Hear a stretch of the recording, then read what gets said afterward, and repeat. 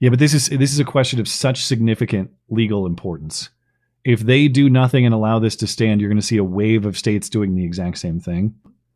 Or they could agree to take it and just kind of run out the clock because the decision from the Supreme Court in Colorado says that if there's an appeal in process, this is going to, that their decision that Trump is banned is stayed until that appeal is resolved. The 14th Amendment of the U.S. Constitution is the relevant piece of law here. Now, the 14th Amendment of the Constitution was ratified in 1868, after the Civil War, of course, in part to extend certain protections from the states, among them, very ironically, of course, due process of law, which we'll get to in a minute. But Section 3 of the 14th Amendment was written and ratified to bar members of the Confederacy from federal office. This would be an assignment of guilt, essentially a conviction, without actually a conviction, through due process at least. Donald Trump has not been convicted in a court of law of any January 6th offense. Now, granted, special counsel Jack Smith is working on that, but even that case is not clear-cut insurrection, as the 14th Amendment describes. In that case, Trump is charged with 4 separate charges: conspiracy to defraud the United States, conspiracy to obstruct an official proceeding, obstruction of an attempt to obstruct an official proceeding, and conspiracy against rights. That's kind of a stretch to call these even insurrection adjacent. These are decidedly not treason charges.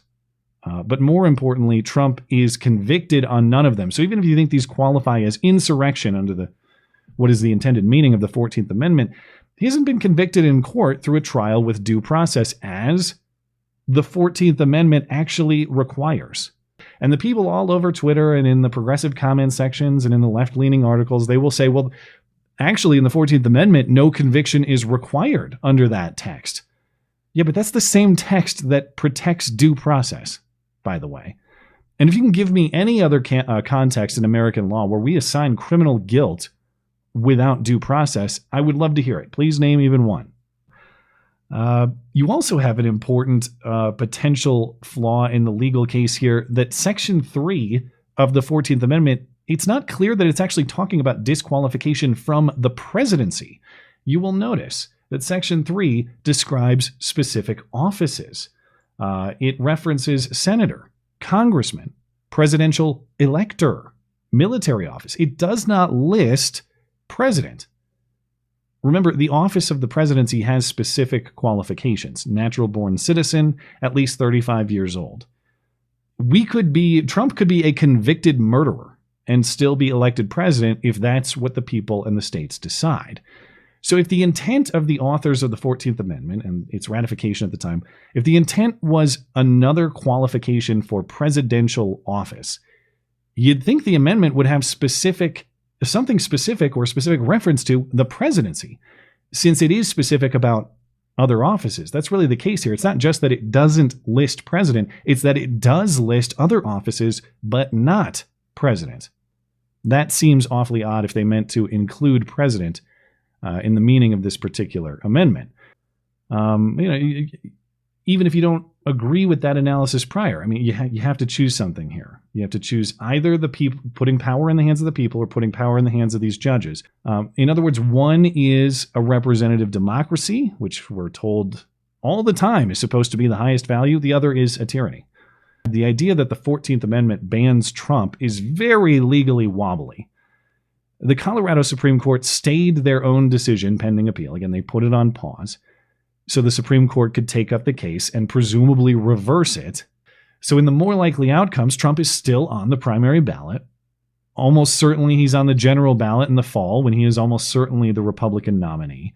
So if their legal analysis is wobbly and their own decision doesn't really change anything, well, what are they doing? And this is why I say the intent has to be to provoke. The Colorado Supreme Court could have just dismissed this case. They could have refused to hear it in the first place. Instead, they made the decision to insert themselves on shaky legal ground, removing power from the people in a way that is highly likely to get undone, and it seems that they themselves understand it in pausing their own decision. So what did they intend to do here then? Because the consequences are massive. This will, in all likelihood, prompt action from the Supreme Court, either to reverse the decision or to run out the clock, both of which will be called partisan meddling by Democrats. If the Supreme Court does nothing and this decision in Colorado stands, then you are going to have Republicans doing the same. They're going to call this meddling, and more states will follow Colorado, and they will call that meddling too, and they'll be correct in that, at least in my opinion. In other words, because of this decision, half the country is going to think that the other half acted illegally with their candidate. But that is a recipe for massive distrust in elections and the law. You want civil unrest, you want conflict, this is how you get it. And they acknowledge in their own decision, we recognize the weight and the gravity of this decision, but we have to do it anyway because the law compels us. I don't know, man. I try to be charitable, but I'm running very, very low these days. So cynically, I have to wonder if the intent is to provoke a violent reaction from the right. Joe Biden and company are itching for it, I think. Just like the court, Biden is out declaring Trump an insurrectionist. He says there's no question about it. But he certainly supported an insurrection. And no question about it. None. Zero. There's no question about it, other than he was acquitted in the impeachment trial in the Senate, and he's never been convicted in a court of law in this matter. If everybody wants, if they want to play dirty in these ways, they want to weaponize every power center in the country, you have to think of ways to respond. And so some of that is emerging right now. Vivek Ramaswamy is already saying that he won't appear on the Colorado primary ballot unless Trump does too. And as a practical matter, again, it's likely that Trump will appear, even if the issue is still undecided at the Supreme Court. But it is a nice gesture, even if it's only a gesture. If we're not doing the people vote thing, Vivek says I'm out, and everyone else should be too. This was a provision, Section 3, that was designed to bar Confederate members, people who switched to the Confederacy, from actually being able to serve. That's very different than what's at issue here, to say the least. This is a hollowed out husk of what the country was built on. The basic principle that we, the people, select our leadership, not the unelected elite class in the back of palace halls. That's old world Europe, not the United States. I will withdraw. I pledge to withdraw from the Colorado GOP primary ballot unless and until Trump's name is restored. And I demand that Ron DeSantis and Chris Christie and Nikki Haley do the same thing, or else these Republicans are simply complicit in this unconstitutional attack on the way we conduct our constitutional republic. Yeah, and that's really the point. If you believe that this is actually an illegitimate application of the law, to let this stand would be to undermine the entire system. You wouldn't participate in a system you believe is fundamentally rigged. Of course, never missing a good opportunity to fumble, at least in the presidential campaign context. Ron DeSantis was asked today if he'd do the same, and he said no. Vivek Ramaswamy saying he will remove himself from the Colorado ballot unless Trump's eligibility is restored. Would you do the same? No, I think that's just playing into the left. I think the case will get overturned by the Supreme Court, but I've qualified for all the ballots. I'm competing in all the states, and I'm going to accumulate the delegates necessary. That's the whole name of the game in this situation. But I do anticipate that decision was political and will get reversed. It's very impressive to get it wrong philosophically and politically at the same time. If you believe the Supreme Court will overturn it, then you must believe that the decision was legally wrong. And if the primary is being handled in a legally wrong way, you should not participate in a legally rigged system. There's also the Colorado Republican Party. They're saying that if Trump is banned from the ballot, they're going to withdraw from the primary as a party in the state and convert to a caucus system. Fair enough. I mean, they're saying we're not going to accept this. We want the will of the people to be reflected, and if that's Trump, that's Trump. I think there's a lot of room here to be active and to do the same sort of things that that they're doing.